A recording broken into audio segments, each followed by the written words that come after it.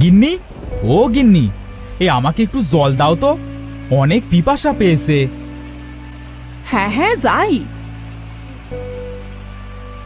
এই নাও তোমার জল। গিন্নি, এবার আমাদের জমিতে ভালো ফসল হয়েছে গো, কিন্তু একটাই কষ্ট জানো গিন্নি, ওপরওয়ালা আমাদের এই ছোট্ট ঘরে একটাও সন্তান দিল না।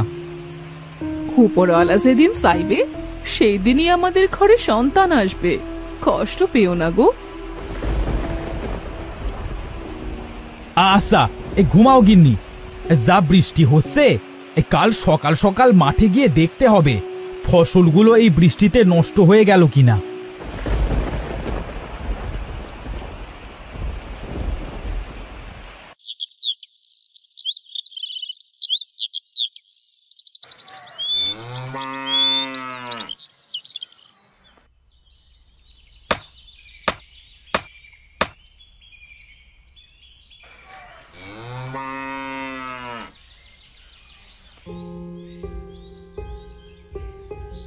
দাদা, আমাকে একটু জল দেবে? আমার না অনেক পিপাসা পেয়েছে। কে আপনি ভাই? হ্যাঁ, আমার নাম সঞ্জয়। হ্যাঁ, আমি অনেক দূর দেশ থেকে এসেছি। দাদা, হ্যাঁ, আমাকে একটু জল দিবেন? এসো ভাই, আমার সঙ্গে এসো, আমি তোমাকে আমাদের বাড়িতে নিয়ে যাচ্ছি।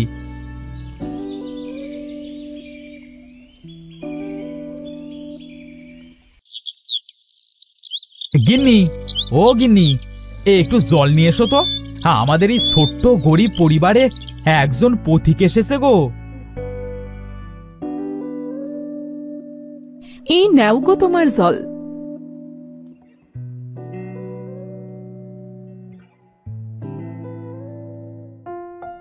তা দাদা, তোমাদের ঘরে তো কোনো সন্তান দেখছি না। কি বলবো ভাই, ওপরওয়ালা আমাদের ঘরে কোনো সন্তান দেয়নি। কি বলছো দাদা?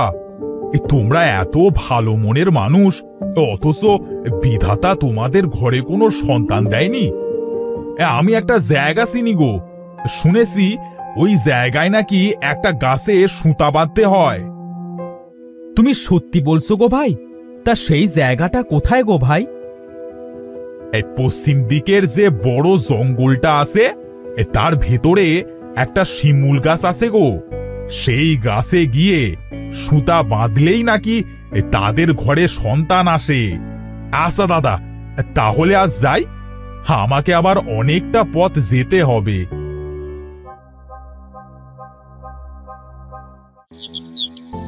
গিন্নি, ও গিন্নি, চলো তাহলে আমরা ওই গাছের কাছেই যাই গো, ওপরওয়ালা যদি আমাদের দিকে একটু মুখ তুলে চায়।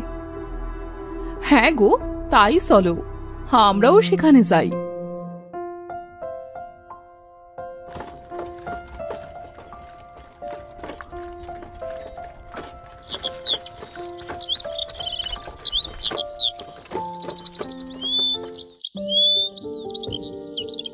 হে বিধাতা, তুমি আমাদের ঘর আলো করে একটা সন্তান দাও, আমাদের এই একটাই ইচ্ছা, দয়া করে পূর্ণ করে দাও বিধাতা, পূর্ণ করে দাও।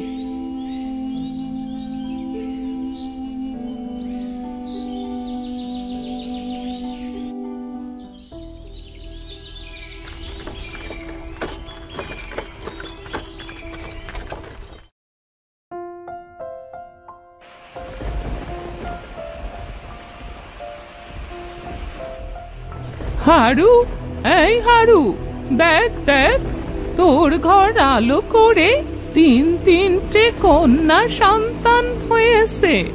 দেখ, দুটো মেয়ে দেখতে কত সুন্দর হয়েছে, আর একটা মেয়ে কালো দেখতে হয়েছে রে হারু। কি বলছো মাসি? দেখি দেখি, আমার মেয়েদেরকে দেখি।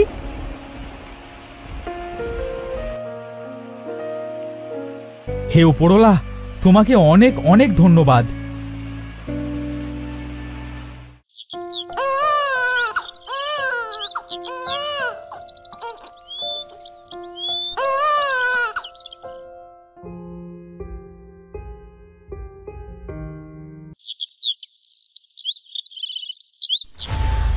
মুক্তা, তুই এত ভালো ভালো খাবার কেন খাচ্ছিস?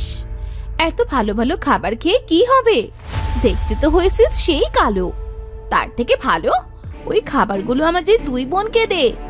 আমরা এই খাবারগুলো খেয়ে আরো সুন্দর হয়ে যাব। দে দে, খাবারগুলো আমাদেরকে দিয়ে দে। এমন কথা কেন বলছো আপু? ওপরওয়ালা আমাকে এত কালো করে পৃথিবীতে পাঠিয়েছে, এতে আমার কি দোষ বলো? দেখেছিস আপু, মুক্তা তোর মুখের উপর কিভাবে কথা বলছে? মুক্তা, তোর এত সাহস? দাঁড়া, বাবাকে গিয়ে বলছি। না আপু, বাবাকে কিচ্ছু বলিস না।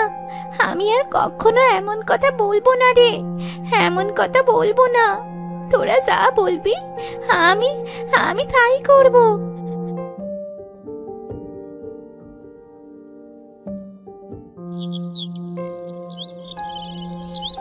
আমাকে আমাকে কেউ ভালোবাসে না, সবাই শুধু আমার থেকে দূরে দূরে থাকে, আমার সাথে ভালোভাবে কথাও বলে না।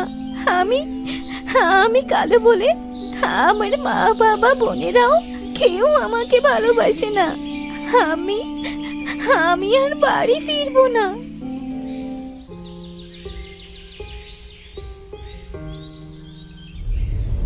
কে হে মেয়ে তুমি? এভাবে কাঁদছো কেন? কি হয়েছে তোমার? আমি আমি মুক্তা। আমি ওই পূর্ব দিকের শীতলপুর গ্রামের হারু চাষির ছোট মেয়ে। ও, তুমি সেই হারুর মেয়ে? তা তোমার কি হয়েছে? তুমি এইভাবে কাঁদছো কেন? বলো আমাকে। আমরা তিন বোন। আমার দিদিরা দেখতে অনেক সুন্দর, আর আমি দেখতে কালো বলে আমাকে আমাকে কেউ দেখতে পারে না। সবাই আমার সাথে খুব খারাপ ব্যবহার করে। ও, এই কথা। শোনো মেয়ে, এখান থেকে উত্তর দিকে 70 ক্রোশ যাওয়ার পর দেখবে একটা ছোট্ট জলাশয় আছে। সেই জলে একটা নীল পদ্ম ফুল ফুটে আছে। জলে নেবে একটা ডুব দিবে, আর ওই ফুলটা তুলে মাথায় বাঁধবে।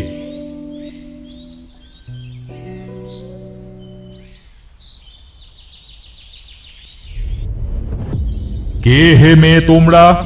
এখানে কি চাই তোমাদের? আমি রূপা।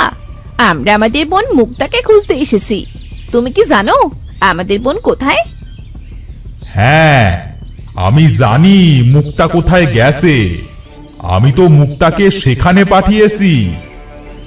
কোথায় পাঠিয়েছো আমাদের বোনকে? বলো বলো আমাদেরকে, আমরাও যাব সেখানে।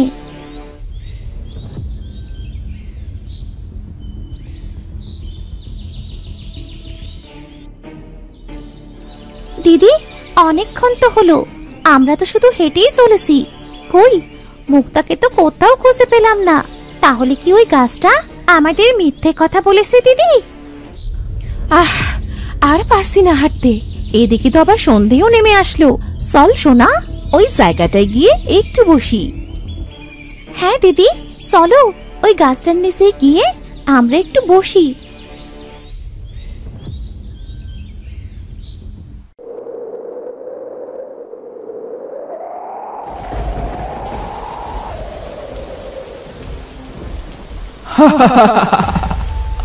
কে তোরা? তোদের এত বড় সাহস? তোরা আমার গাছের নিচে বসে আছিস? তোদের কি একটু ভয় নেই? তোরা জানিস না এখানে কেউ আসতে পারে না, আর যে আসে সে আর কখনো ফিরে যায় না। না, মেরো না, ছেড়ে দাও আমাদের, ছেড়ে দাও। না না, তোদের ছেড়ে দিলে তো হবে না। আর মাত্র 2 দিন পরই অমাবস্যা। আর এই অমাবস্যা রাতেই তোদের দুজনকে বলি দিয়ে আমি হয়ে যাব পৃথিবীর সবচেয়ে শক্তিশালী।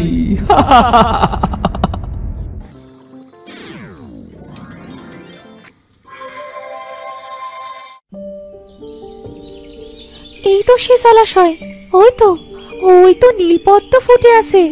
যাই, শিমুল গাছের কথা মতো আমি জলে একটা ডুব দিয়ে ওই ফুলটাকে আমার মাথায় বেঁধে নিই।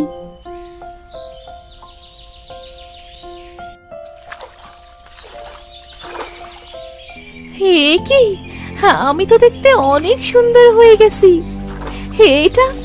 এটা কি করে সম্ভব? এই জলাশয় কি তাহলে জাদুর জলাশয়? হ্যাঁ মুক্তা, এটা জাদুর জলাশয়। এই জলে কোনো ভালো মনের মানুষ যদি একবার ডুব দেয় তাহলে সে দেখতে অনেক সুন্দর হয়ে যায়। আর আমি তোমার উপর অনেক খুশি হয়েছি। আমি তোমাকে একটা জিনিস উপহার দিতে চাই। কি উপহার দিতে চাও আমাকে জলের রানী? আমি তোমাকে জাদুর শক্তি দিতে চাই। এই জাদু শক্তি তোমার কাজে লাগবে মুক্তা, কারণ তোমার দুই দিদি অনেক বিপদে পড়েছে। তাদেরকে বাঁচাতে তোমার এই জাদুর শক্তি প্রয়োজন। বিপদ? কোন বিপদে পড়েছে আমার দুই দিদি? কি বলছো তুমি জলের রানী? হ্যাঁ মুক্তা, তোমার দিদিদেরকে ওই হিজল গাছের ডাইনি বন্দি করেছে। তাদের দুজনকে বলি দিয়ে ওই ডাইনি পৃথিবীর সবচেয়ে শক্তিশালী হয়ে উঠবে আর পৃথিবীকেও শেষ করে দেবে। আমি কিভাবে ওই ডাইনিকে শেষ করব? রানী, আমাকে তুমি ডাইনিকে মারার উপায় বলে দাও। পাতালপুরের একটি গোপন ঘরে ওই ডাইনির প্রাণভ্রমরা বন্দী আছে, সেটাকেই তোমাকে শেষ করতে হবে। আমি কিভাবে যাব ওই পাতালপুরীতে? এই নাও, এই নীল পদ্ম ফুল। এই ফুলই তোমাকে ওই পাতালপুরীতে নিয়ে যাবে। ধন্যবাদ তোমাকে জলের রানী, ধন্যবাদ।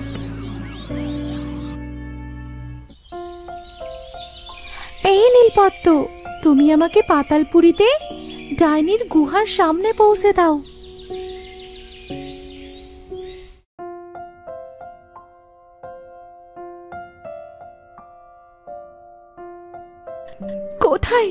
কোথায় আমার দিদিরা? সে ডাইনি কোথায়? কাউকেই তো দেখছি না। হে জাদু শক্তি, তুমি আমাকে তোমার জাদু দিয়ে ডাইনির প্রাণভ্রমরার কাছে পৌঁছে দাও।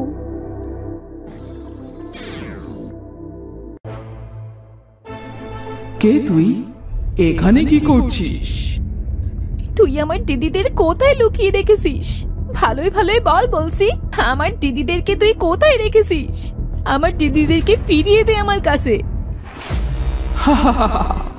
কে তুই? তোর এত বড় সাহস? তুই আমার ডেরায় এসে আবার আমার উপরেই বড় বড় কথা বলছিস? তোর সাহস তো কম নয়। ডাইনি, ভালো করে বলছি, আমার দিদিদেরকে আমার সামনে এনে দাও, না হলে তোর মতো একটা তুচ্ছ মেয়ে আমার আবার কি করতে পারবি? হ্যাঁ, কি করতে পারবো? দাঁড়া, হে জাদু শক্তি, তোমার জাদু শক্তি দিয়ে ডাইনির প্রাণভ্রমরাকে আমার হাতে এনে দাও। না না, আমার প্রাণভ্রমরা আমার কাছে দে বলছি, না হলে ভালো হবে না বলে দিচ্ছি। দে দে আমার প্রাণভ্রমরা, দে আমার কাছে। খারাপ তো এখন তোর হবে ডাইনি, দেখ তোর কি অবস্থা করি।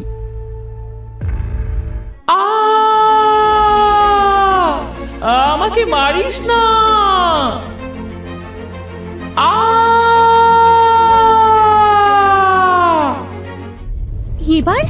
এবার তোর খেলা শেষ ডাইনি।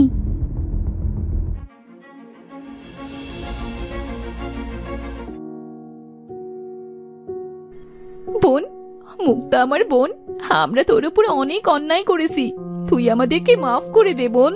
আর আমরা আমাদের ভুল বুঝতে পেরেছি। আমি সবাইকে মাফ করে দিয়েছি দিদি। চলো আমরা এবার বাড়ি ফিরে যাই।